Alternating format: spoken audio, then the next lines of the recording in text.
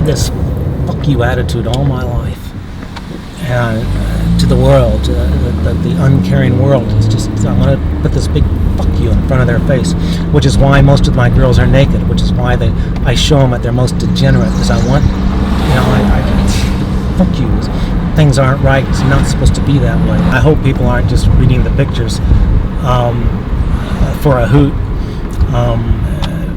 Oh wow, look how fun this crazy guy's having with the horse, because that's really not what it's about anymore.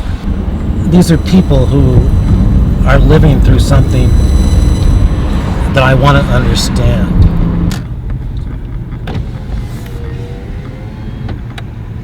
Hey, how's it going? What's up? You got a place where we can go and take your picture? I can't hear you. I'd like to take your picture. You want to take my picture? Yeah, I'll give you $20 to take your picture. Okay. You got a place we can go up here? Sure. Hop in the back seat. Here. Just Oh man, right on. Thank you guys. Thank you. Bye. Hey, Bye. be careful. Thanks a lot, huh? Be careful. Take care of yourself. Cool. Thank you. Thank you so much. Mm-hmm. Thanks. You're a sweetheart. Thank you. It's not illegal to take pictures of somebody and give them $40 to do it. I think that there are plenty of places where there are prostitutes and people don't see them. I don't think they want to see them. And I think that's part of why I try to do what I do. All my life I wanted to be a writer and I didn't know how. I graduated at the very bottom of my class in high school. They applauded when I crossed the stage to pick up my diploma. It just, it took me a while. I mean, I was shooting drugs for a while in the late 60s.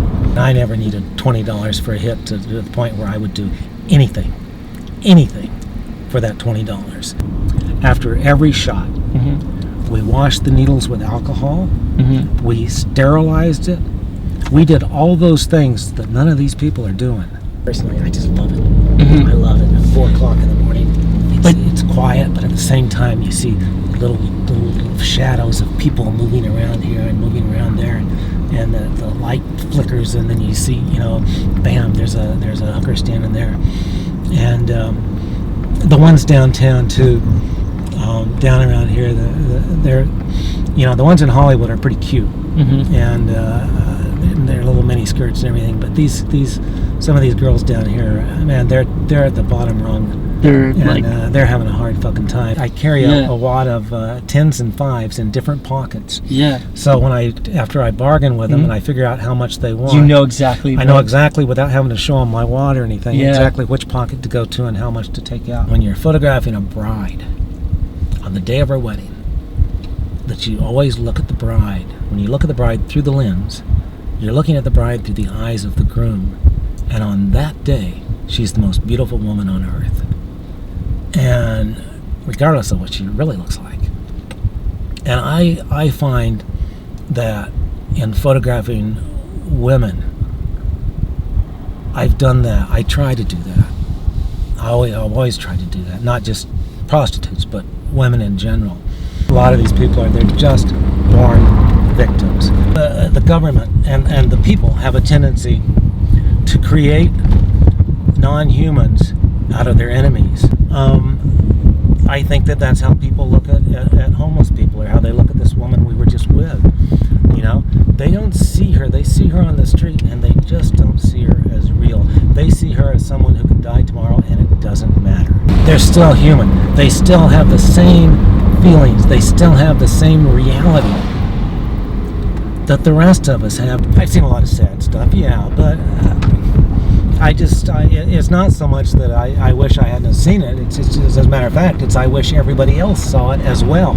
I think that we should all feel guilty as fuck, because we are guilty. We built this country and we made it what it is, and it's fucked up. It's unfair. When I first started not being able to walk properly, and I didn't even know, I had no idea what the fuck was going on, and I ended up in county hospital. I had no insurance, I had no money.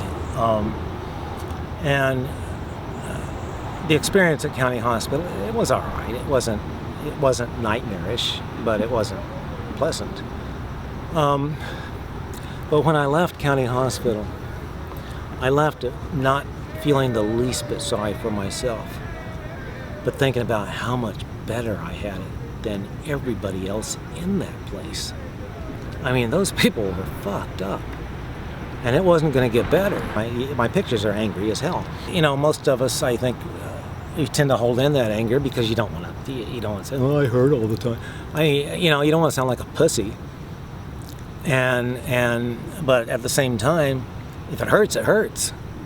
You know, and every so often you got to tell somebody it fucking hurts. But other than that, you try to, we all try to be tough guys. We're out taking pictures. Can I take your picture? You want to take a picture of it? Yeah, you're cute. Yeah? Yeah, I'll give you $20 to take your picture. Okay. All right, come around and get in. How do you want the picture? How about sexy? Sexy? Yeah. All right. Is my hair down or up? Let me see. Go like, yeah, no, let it go. Let it go. There. That's great. Just go up against the wall like that. Yeah, spread your legs out. That's great. Good. Big smile. That's perfect. Stay there like that. All right, let's do it again. Flash at me. Give me a flash. Okay. Ready? Yeah. Got it. Okay, look at me. Look at me. Big smile. Pretty smile. That's pretty. That's good. That's Okay. it. Thank That's you. it. 200 years from now, people are going to look at your picture. They're going to say, look at that babe. Got it? Thank you, yeah. Thank you. Take care. Oh man, that was so sad. Yeah, that's supposed to be. Yeah. It's supposed to be. Yeah. I want it to be. She just like got in the car, full trusting, three of guys. us. Right. Like she has no idea who we are. Yeah. I mean, like we're not planning on doing anything. Right. But how does she know that? Yeah. Yeah. And see, the reason I have them flash me too is because, to my way of thinking and seeing, I think that makes it even sadder. Yeah, It's that made just, it so fucking sad. It's just there's almost no limit to what they'll do for $20. I'm with this girl named Pocahontas, and we're right up there, parked where we just parked. And Pocahontas is a transvestite, and she's cute too. She's real cute. Nice girl. Anyway, Pocahontas pointed and said, stop over there. That would be here. I pulled across 3 nose-end parking spots and stopped next to the curb. 100 yards across, a glass slope and a small Greek theater reflected the dirty yellow light from the street lamps. 4 sets of 10 rows of green benches embedded in a concrete slab sat in front of a bright white clamshell stage. In the 1960s, flower children and groovy dudes like me dropped acid and sang from the stage about changing times. In the 1970s, this was the setting for Joseph Wamba's Choir Boys, and then later John Ricci's Sexual Outlaws. Now, crack cocaine was all the rage, and MacArthur Park was a zombie graveyard. Between the car and the stage, a flock of terminal crackheads, guys and gals, stumbled gray and spectral in nowhere circles, seeking a higher plane and a cheap fix. You got some money? I can get us a rock here. Yeah, okay. I dug out my wallet and gave her 2 5s. I'll give you another 10 after we take your picture. She absorbed the cash. Give it now and I can get enough for both of us. 10 will buy enough for both of us. You want the other 10, you got to come back and let me take your picture. Okay, you stay here, don't get out of the car, nobody don't know you. Yeah, all right, just do it and get back. She climbed out and said, you should lock the door behind me. Don't worry about it, I'm comfortable here. Pocahontas walked off into the jungle while I sat in the car with the motor running and the radio on, listening to oldies. I knew all the words to all the songs. Oldies and I were the same age. In the beacon of my headlights, a friendly biped came over to welcome me to the neighborhood. He was dressed in purple and gray checkered double knit. He flattened his arms across the roof of the car, leaned down and put his face next to the open driver's side window. His forehead was iced with coagulated blood. He grinned a sardonic ear to ear and mumbled a string of incoherent words with a question mark at the end. His breath triggered my gag reflex. I gave him the change from my pants pocket and told him have a nice day. He told me thank you, or maybe he said fuck you, and then he went away. My neck was stuck in place, so I put my head on a wrestling hold and wrenched until my cervical spine popped like pink plastic pop beads 3 times. The relief was temporary, but for the moment it was like an intravenous morphine. I lit a smoke and inhaled carcinogens, opened the door and exhaled smog. I stood up on the floorboard, leaned my elbows on top of the car, and watched the theater crowd. In the acoustical bowl, stepped shopping cart bundles spilled recycled keepsakes to the stage floor.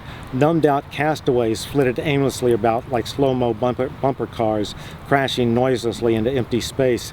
Crack pipe fireflies illuminated on intake, then died like shooting stars. On the radio, James Brown took the stage and screamed into the microphone, "It's a man's world, but it wouldn't be nothing without a woman or a girl." An LAPD patrol car going west on 6 turned onto Parkview and drove slowly to the corner of the block. The lone cop behind the wheel pulled up even with the Camaro and braked to a stop. "You don't need to be here," he said through the open window. "Let's move it along." He was wrong. I did need to be here. Wake up.